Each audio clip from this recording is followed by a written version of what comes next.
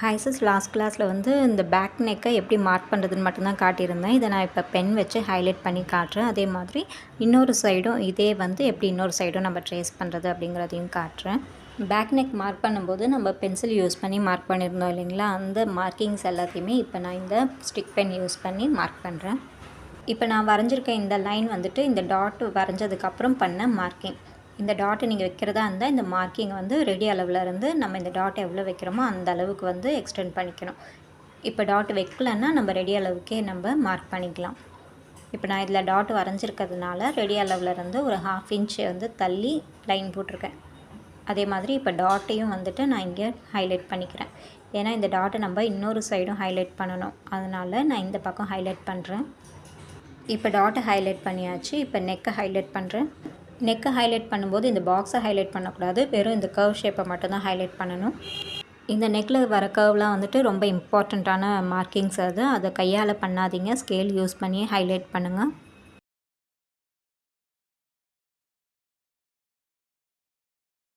இப்போ இந்த கர்வ் வரைஞ்சிட்டேன். இந்த இடத்துல லைன்ஸ் போட்டுக்கிறேன். லைன்ஸ் போடும்போது கூட இந்த கர்வ் வரைக்கும் தான் லைன் போடணும். கீழே அந்த பாக்ஸ் ட்ரா பண்ணியிருக்கோமே அது வரைக்கும் போட்டுற போகிறீங்க. நீங்கள் அங்கே பாக்ஸில் லைன் போட்டிங்கன்னா அடுத்து நீங்கள் இதில் டிசைன் ட்ரேஸ் பண்ணுறது உங்களுக்கு கஷ்டமாக இருக்கும். நம்ம இப்படி நெக்கை ஹைலைட் பண்ணதுக்கப்புறம் பென்சிலில் ட்ரா பண்ணியிருக்க அந்த பாக்ஸை வந்து ரப் பண்ணி விட்டுக்கலாம். அப்போ தான் நம்ம டிசைன் ட்ரேஸ் பண்ணும்போது நம்மளுக்கு ஈஸியாக இருக்கும். இப்போ ஷோல்டரும் ஆர்ம் ஹோலும் நான் ஹைலைட் பண்ணுறேன். இந்த இடத்துல நம்ம ஆர்ம் ஹோல் மார்க் பண்ணும்போது நம்ம கையாலே வந்துட்டு சர்க்கிள் ட்ரா பண்ணி விடலாம். நம்ம மார்க் பண்ணியிருந்த அந்த சின்ன சின்ன லைன்ஸ் எல்லாத்தையும் அப்படியே ஜாயின் பண்ணுற மாதிரி கையாலே கூட வரைஞ்சிக்கலாம். இது அவ்வளோ பர்ஃபெக்டாக இருக்கணும்னு இல்லை, ஆனால் நெக்கு வந்துட்டு ரொம்ப பர்ஃபெக்டாக இருக்கணும். அதனால் ஸ்கேல் யூஸ் பண்ணியே வந்து இந்த கர்வ்ஸ் எல்லாமே ட்ரா பண்ணுங்கள், ஓகேங்களா? அவ்வளவுதான். இப்போ ஒரு சைடு வந்து நம்ம இந்த மார்க்கிங் எல்லாமே ஹைலைட் பண்ணியாச்சு. இப்போ இதையே வந்து நம்ம இன்னொரு சைடும் ஹைலைட் பண்ணிக்கலாம். நம்ம அந்த சைடு வந்து ஆல்ரெடி பென்சிலில் ட்ரா பண்ணி அது கரெக்டாக இருக்கா அப்படின்னு கன்ஃபார்ம் பண்ணிவிட்டு தான் ஹைலைட் பண்ணோம். ஸோ அந்த ஹைலைட் பண்ணதை இங்கே அப்படியே வந்து நம்ம ட்ரேஸ் பண்ணிக்கலாம். இங்கே தனியாக பென்சிலில் வரையணும் அப்படின்னு அவசியம் இல்லை, அப்படியே ஹைலைட் பண்ணிக்கலாம். அந்த இம்ப்ரெஷன், அந்த சைடு நம்ம ட்ரா பண்ணதனுடைய இம்ப்ரெஷன் இங்கே தெரியும். அதிலே வந்து இதை மாதிரி ஹைலைட் பண்ணிக்கலாம். பேக் நெக்கும் ஸ்லீவும் வந்து நம்ம இந்த பேப்பரோடைய 2 சைடுமே ஹைலைட் பண்ணணும். அப்போ தான் நம்மளுக்கு ஃபுல் பேக் நெக் கிடைக்கும், ஃபுல் ஸ்லீவ் கிடைக்கும். இதே ஃப்ரண்ட் நெக் பண்ணுறீங்க அப்படின்னா நம்மளுக்கு 2 சைடும் ஃப்ரண்ட் நெக்கு டிசைன் பண்ணணும்னு அவசியம் இல்லை, ஒரு சைடு மட்டும் டிசைன் பண்ணால் போதும். அதனால் ஃப்ரண்ட் நெக்குக்கு ஒரு சிங்கிள் சைடு மட்டும் நீங்கள் மார்க் பண்ணால் போதும்.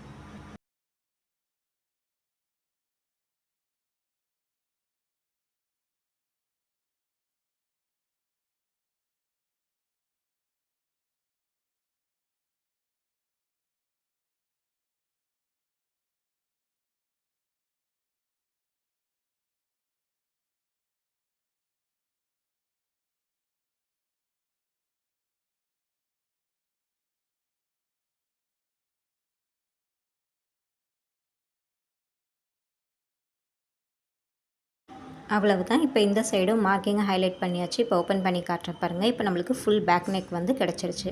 நம்ம புட்டாஸ் போடுறதா இருந்தால் இந்த டாட்ஸ் போடணும், புட்டாஸ் போடலைனாக்கா இந்த டாட்ஸ் தேவையில்லை, ஓகேங்களா? இந்த மாதிரி மார்க்கிங் வந்து உங்கள்கிட்ட கஸ்டமர் அளவு ப்ளவுஸ் கொடுத்து நீங்களே மார்க்கிங் பண்ணுறீங்க அப்படின்னா இந்த மாதிரி பண்ணணும். இதுவே டைலர் கிட்டேருந்து மார்க்கிங் பண்ணிவிட்டு வந்திருக்கு, அதை நீங்கள் ட்ரேஸ் பண்ணணும் அப்படின்னா அது எப்படி பண்ணணும்னு அடுத்த வீடியோவில் சொல்கிறேன். இப்போ ஃப்ரண்ட் நெக் எப்படி மார்க் பண்ணுறதுன்னு பார்க்கலாம். இதுக்கு நான் ஸ்லீவ் மார்க் பண்ண அதே பேப்பர் எடுத்திருக்கேன். இங்கே ஸ்லீவ் மார்க் பண்ணது போக இங்கே கொஞ்சம் இடம் இருக்குது. இந்த இடம் போதும் நம்மளுக்கு ஃப்ரண்ட் நெக் மார்க் பண்ணுறதுக்கு. இந்த ஃப்ரண்ட் நெக்கில் பார்த்தீங்கன்னா ஒரு சைடில் வந்து சாரீ வந்து ஃபுல்லாக கவர் ஆகிடும். இந்த ஒரு சைடில் இவ்வளோ தான் வெளியில் தெரியும். ஸோ நீங்கள் இது வரைக்கும் நீங்கள் ஒர்க் பண்ணால் போதும், இது வரைக்கும் மார்க் பண்ணாலும் போதும். இல்லை இன்கேஸ் நீங்கள் இது வரைக்கும் மார்க் பண்ணுறீங்க அப்படின்னாலும் இந்த இடத்துல நீங்கள் ஒர்க் பண்ணக்கூடாது. இங்கே ஸ்டிச் வருது பார்த்தீங்களா, இந்த ஸ்டிச் வந்து உங்கள் ஒர்க்கை டேமேஜ் பண்ணும். அதனால் இது வரைக்கும் நீங்கள் ஒர்க் பண்ணிங்கன்னா போதும், ஓகேங்களா? ஃப்ரண்ட் நெக் மார்க் பண்ணுறதுக்கு நம்மளுக்கு இந்த ஷோல்டரோடைய அளவும் நெக்கினுடைய அளவும் மட்டுமே வந்து போதும். இப்போ இதை மார்க் பண்ணி காட்டுறேன். நம்ம எந்த இடத்துல மார்க் பண்ண போகிறோமோ அந்த இடத்துல இப்படி ப்ளவுஸை ப்ளேஸ் பண்ணிக்கலாம். ப்ளேஸ் பண்ணிவிட்டு ஃபஸ்ட்டு ஷோல்டரை மார்க் பண்ணிக்கலாம். இப்போ இந்த ப்ளவுஸில் வந்து ஃப்ரண்ட் நெக்கை விட பேக் நெக் வந்து உள்ளே தெரியுது. அதனால் நான் பேக் நெக்கை இப்படி தள்ளிவிட்டு இந்த ஃப்ரண்ட் நெக்கை மட்டும் இப்படி வச்சுட்டு இப்படி எல் ஷேப்பில் மார்க் பண்ணிக்கிறேன்.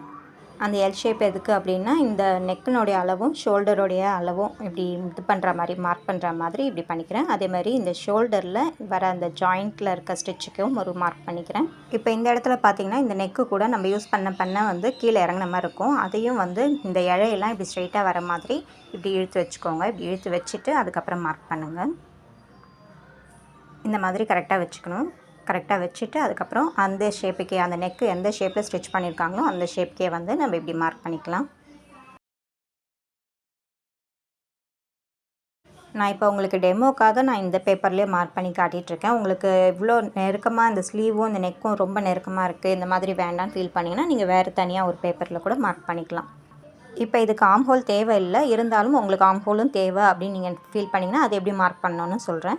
இந்த மாதிரி ஆம் ஹோல் மார்க் பண்ணும்போது ப்ளவுஸை இப்படி இந்த டைரெக்ஷனில் டபுளாக ஃபோல்ட் பண்ணிக்கோங்க.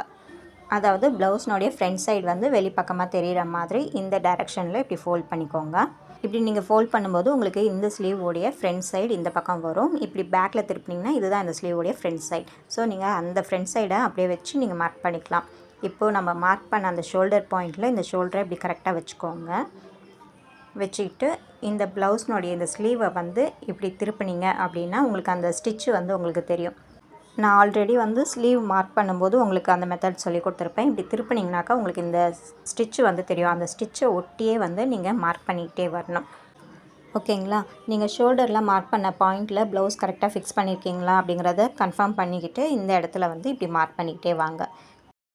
இந்த மெத்தடில் நீங்கள் மார்க் பண்ணும்போது உங்களால் ஈஸியாகவும் மார்க் பண்ண முடியும், உங்களுக்கு பர்ஃபெக்டாகவும் அந்த மார்க்கிங் வந்து கிடச்சிரும். இதுவே நீங்கள் ஃபிங்கர் வச்சுட்டு அந்த இதை ஒட்டி ஒட்டி மார்க் பண்ணிட்டு வந்தீங்க அப்படின்னா உங்களுக்கு அவ்வளோ பர்ஃபெக்டாக கிடைக்குமா அப்படின்றத சொல்ல முடியாது. இப்படி மார்க் பண்ணிகிட்டே வரும்போது இந்த ஆம் ஹோல் வந்துட்டு இப்படி கீழே இருக்கக்கூடாது, ஆம் ஹோலையும் இப்படி நல்லா மேலே இழுத்து விடணும். இப்போ நான் இந்த ஆம் ஹோல் வந்துட்டு பாதி மட்டும்தான் மார்க் பண்ணுறேன், ஃபுல்லாக மார்க் பண்ணல. ஏன்னா நம்ம ஃபுல் ஆம் ஹோலுக்கும் வந்து டிசைன் பண்ண மாட்டோம், அதனால் நான் பாதி மட்டும் மார்க் பண்ணிக்கிறேன். நீங்கள் ஃபுல்லாக மார்க் பண்ணாலும் தப்பில்லை. இந்த ஃப்ரண்ட் ஸ்லீவில் இந்த குழி வர இடத்துல நல்லா ப்ளவுஸை கரெக்டாக மூவ் பண்ணி விட்டுட்டு அந்த ஸ்டிச்சை ஒட்டி மார்க் பண்ணுங்கள். ஏன்னா இதுதான் வந்து முக்கியம், இதுக்காக தான் நம்ம இந்த மார்க்கிங்கே பண்ணுறோம். ஸோ இதுதான் முக்கியம். கரெக்டாக அந்த ஸ்லீவை மூவ் பண்ணி விட்டு அந்த ஸ்டிச்சுக்கு பக்கத்தே மார்க் பண்ணிக்கோங்க. இப்போ இதில் பென்சிலில் மார்க் பண்ணிவிட்டேன். இந்த பென்சில் மார்க்கிங் வந்து உங்களுக்கு கரெக்டாக கிளியராக தெரியாது, ஸோ நான் பென்னில் வந்துட்டு ஹைலைட் பண்ணி காட்டுறேன். ஃபஸ்ட்டு இந்த ஷோல்டரில் நான் மார்க் பண்ண இந்த 2 பாயிண்ட்டை வந்து ஜாயின் பண்ணிக்கிறேன். அடுத்து இந்த ஸ்லீவில் போட்ட இந்த டாட்டட் லைன்ஸை வந்து ஜாயின் பண்ணுறேன்.